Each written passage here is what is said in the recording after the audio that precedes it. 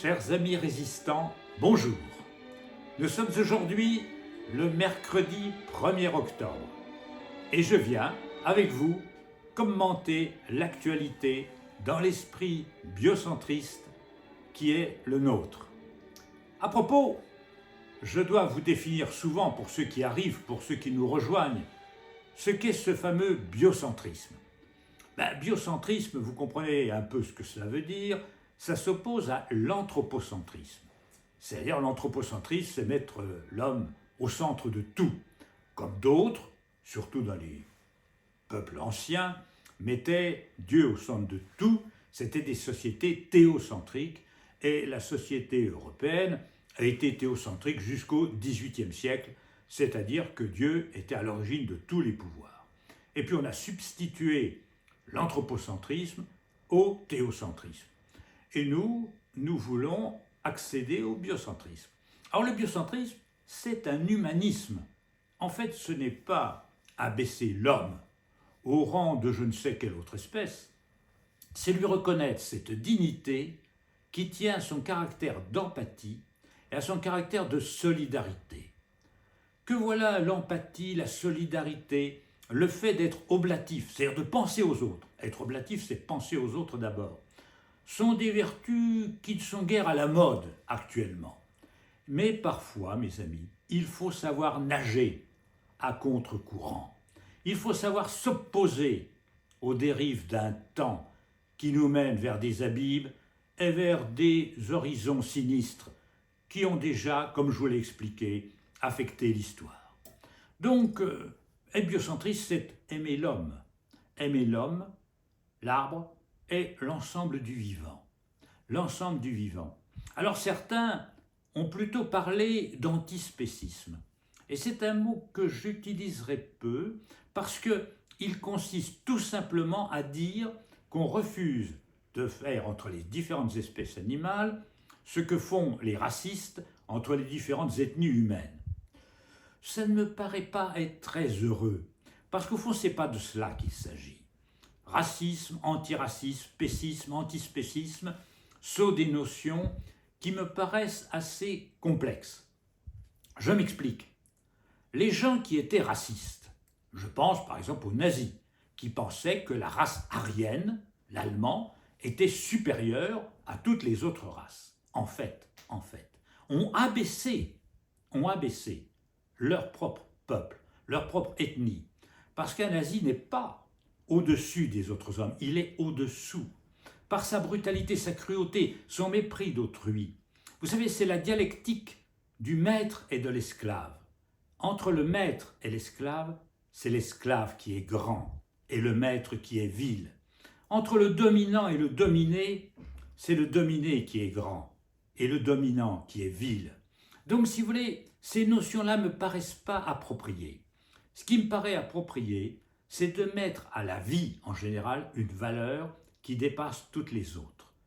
C'est pour ça que je dis souvent, j'ai une religion, j'ai une patrie, j'ai un parti, ma religion s'appelle la nature, ma patrie s'appelle la nature, mon parti s'appelle la nature. Voilà, c'est ça, être biocentriste, c'est-à-dire élever l'homme en faisant peut-être un seigneur et maître de la terre, mais un seigneur et maître bienveillant, qui au fond est le contraire de la brute débile qu'est le fasciste, qui croit que c'est en mettant la botte sur la tête de l'autre qu'on devient un surhomme. Pas du tout. Un homme qui met sa botte sur la tête de quelqu'un est un sous-homme. C'est un sous-homme. Voilà, que nos capitalistes actuels en prennent de la graine, comme j'allais dire. Un certain Jésus, personnage conceptuel, a dit avant moi, les premiers seront les derniers. Et je pense que sa philosophie était la bonne. Bien, alors ceci dit, j'en arrive à des choses très concrètes. J'apprends que Paul Watson s'est vu refuser l'asile politique en France. Vous connaissez Paul Watson, et pour ceux qui ne le connaissent pas, je le présente. C'est le leader d'une association qui s'appelle la Sea Shepherd, le berger des mers. C'est une association qui affrètait des bateaux sur la mer pour chasser les baleiniers, notamment les baleiniers japonais qui, dans les mers australes, assassinent le peuple de la mer que sont les baleines. Paul Watson et sa flottille n'ont jamais tué personne, bien sûr. D'ailleurs, entre nous soit dit, mes amis, l'écologie, au sens large du terme, est la seule idéologie qui n'a pas de sang sur les mains. Les écologistes n'ont jamais tué personne. Paul Watson n'a jamais tué personne, n'a jamais blessé personne. Peut-être a-t-il endommagé le pont de quelques baleiniers, peut-être a-t-il endommagé quelques bateaux. Non seulement je ne vais pas le réprouver, mais je l'approuve et j'aurais bien voulu en faire autant. Bien. Donc Paul Watson a fait l'objet d'un mandat d'arrêt international par le Japon, qui a délivré une fiche rouge d'Interpol pour arrêter le capitaine Paul Watson, qui a été effectivement détenu pendant quelques semaines, l'été dernier, par le Danemark. Bon, maintenant il est libéré, et le président de la République française lui avait promis de l'accueillir en France. En fait d'accueil, l'Office français pour les réfugiés et apatrides, l'OFPRA, lui a refusé l'asile politique en disant que peut-être qu'il n'était pas menacé, d'une part, et d'autre part qu'il avait participé à des actions en mer Australe qui peuvent être contestables. Alors, ce qui est contestable, c'est l'éthique du type qui a écrit cette phrase.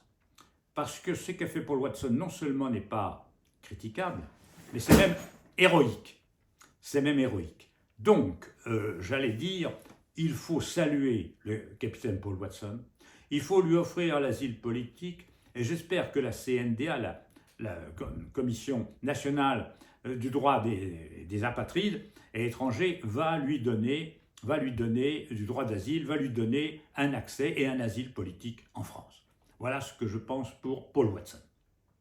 Quant à la situation du pays, elle reste ce qu'elle est, avec une dérive de plus en plus marquée contre les valeurs de l'écologie. Alors, vous savez que je ne suis pas un homme de parti, et comme je le dis, je n'ai jamais et je ne donnerai jamais de consigne de vote pour M. X ou M. Y. Ça ne m'intéresse pas. Les chapelles politiques ne m'intéressent pas.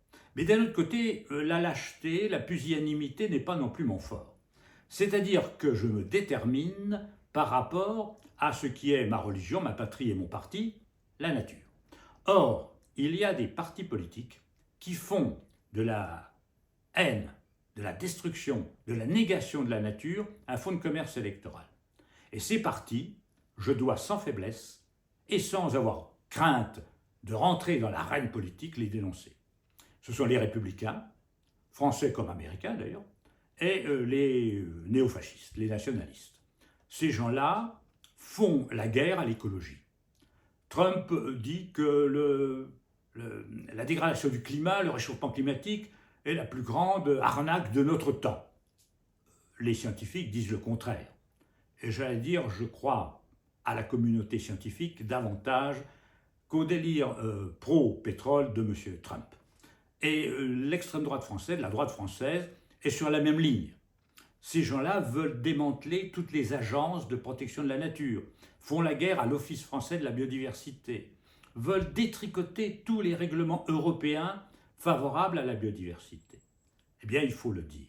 Il ne faut pas se retrancher derrière un apolitisme qui sera en fait qu'une lâcheté et faire semblant de n'avoir rien vu, rien entendu, rien compris de ce que les Républicains d'une part et le Rassemblement national d'autre part proposent, c'est-à-dire une négation de la protection de la biodiversité au profit du monde des affaires, c'est-à-dire au monde du capitalisme qui veulent exploiter sans frein, sans normes, sans contrôle pour détruire, pour faire de l'argent au maximum et sans aucun scrupule, sans aucun respect ni de l'arbre, ni de l'animal, ni de l'homme.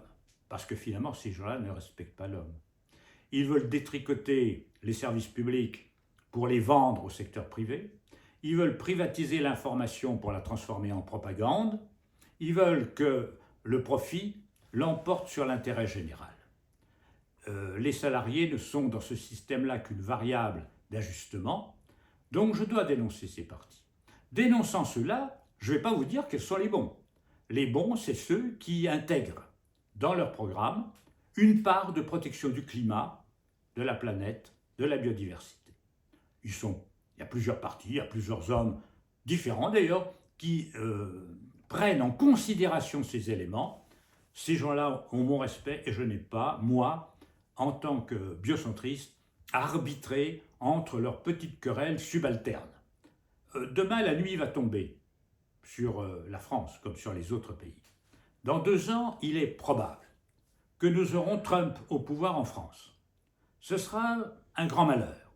Ce sera un grand malheur pour la nature, ce sera un grand malheur pour les droits sociaux, pour les petites gens, y compris ceux qui auront été dupés, parce que le fascisme a toujours dupé les petites gens au profit des grandes firmes et du grand capital.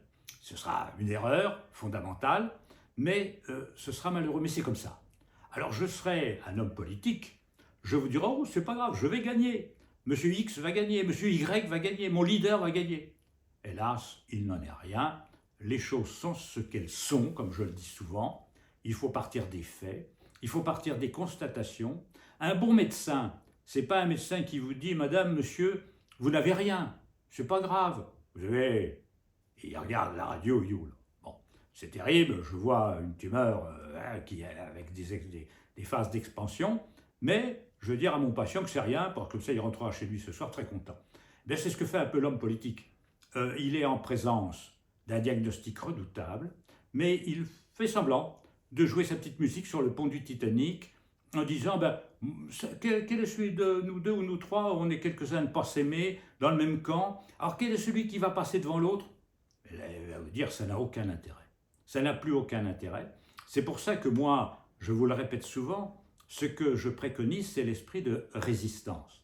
Cet esprit de résistance, ça veut dire l'union de tous ceux qui sont attachés à l'indépendance de la justice, qui sont attachés au respect des lois, au respect des normes, des lois qui ne sont pas les caprices d'intérêt et de lobby, mais qui sont les lois au service du bien public et de l'intérêt général, et au respect de la liberté d'information, notamment, du pluralisme, du droit de la raison et de la science, contre les fake news, les bobards, et l'autocratie de quelques-uns qui, au nom du peuple, asservissent le peuple.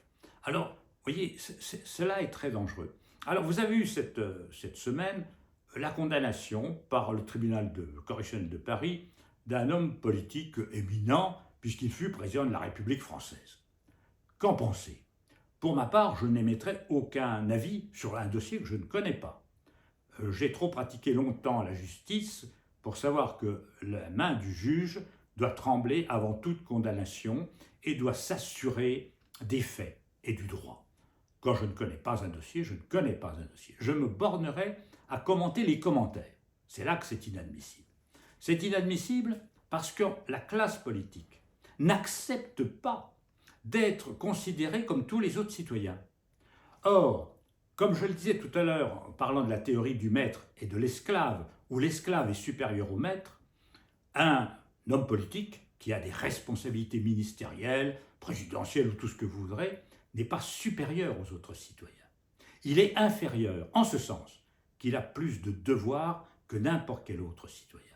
Un homme politique devrait être exemplaire. Il ne devrait pas entrer en collusion incestueuse avec des forces d'argent, avec des forces de la mafia, du monde affairiste. Or, nous avons, avec certains partis politiques qui sont tout à fait en collusion avec le monde des affaires, cette corruption de fait permanente. Alors je ne juge pas tel individu, je ne juge pas tel dossier, je constate un fait. Un fait, c'est que nous avons un pourrissement de la classe politique par le monde de la finance et de l'argent. Et quand je pense à cet ancien président de la République qui s'appelle M. François Hollande, qui déclarait au Bourget que son ennemi, il n'avait pas de visage, il n'avait pas de nom personnel, s'il était impersonnel, c'était la finance, son ennemi. Et il a installé M. Macron au pouvoir. Ça vous montre bien combien les hommes politiques ont une parole qui, malheureusement, ne vaut pas grand-chose. C'est ça qui est terrible. Et c'est pour ça que je vous invite plutôt parfois à écouter des universitaires, des philosophes, des intellectuels, qui, eux, n'ont pas d'intérêt immédiat, ne font pas un calcul politicien et qui vous disent sur l'histoire, sur les faits sociaux, sur la science, des vérités que l'homme politique ne dira pas. Mais nous avons l'homme politique qui a été condamné il y a une semaine, M. Sarkozy pour le nommer, avait pris un jour un téléphone portable sous le nom de Paul Bismuth. Paul Bismuth. Mais est-ce que vous songeriez, vous, citoyen honnête et ordinaire, à user d'un pseudonyme pour téléphoner? Je vais vous dire, si nous étions sous le régime de Vichy, qui va peut-être revenir dans 2 ou 3 ans en France, si nous étions sous le régime de Vichy, avec des milices, avec la Gestapo, oui, il faut user de noms de guerre, il faut user de ruses et d'astuces. Mais la France actuelle, c'est une démocratie. Il faut avoir confiance dans la police judiciaire, il faut avoir confiance dans les institutions judiciaires. On ne va pas user de pseudonymes pour téléphoner aux gens, si on n'a rien à cacher. Si on n'a rien à cacher. Vous voyez, moi, je ne porte pas d'accusation, je fais des observations tout simplement. Et je crois que actuellement, nous sommes menacés de beaucoup de périls et que s'il y a un malaise dans la société, ce malaise ne sera dissipé que par une crise. Cette crise est devant nous, malheureusement, pour la nature, malheureusement pour l'homme, malheureusement. Mais soyons vigilants, on va continuer à commenter l'actualité si vous le voulez bien. Je vous demande de rester fidèle à notre chaîne, de la promouvoir, de la diffuser autour de vous, parce qu'il faut qu'il y ait une parole libre, une parole différente de tous les partis politiques. Et je vous dis, vive la démocratie et vive une Europe démocratique, porteur des valeurs des droits de l'homme. À bientôt, mes amis.